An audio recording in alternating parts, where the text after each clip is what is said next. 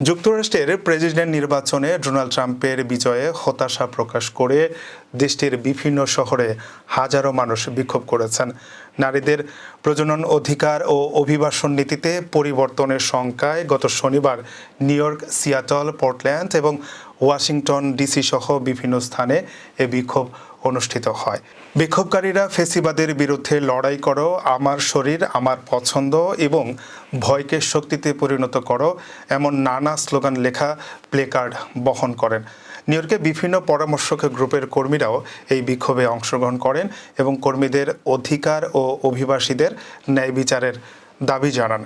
Washington ডিসিতে women's March নামক সংগঠনের কর্মীরা হেরিটেজ ফাউন্ডেশনের বাইরে সমবেত হন এবং ট্রাম্পের বিরুদ্ধে নারীদের অধিকারের পক্ষে আওয়াজ তোলেন।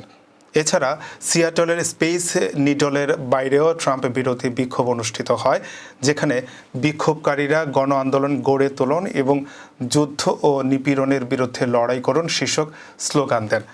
বিক্ষোভকারীদের মতে ট্রাম্পের নির্বাচিত হওয়া তাদের অধিকার ও নিরাপত্তার জন্য হুমকি, তাই নিজেদের ভবিষ্যৎ রক্ষায় ঐক্যবদ্ধ আন্দোলনের ডাক দেন তারা।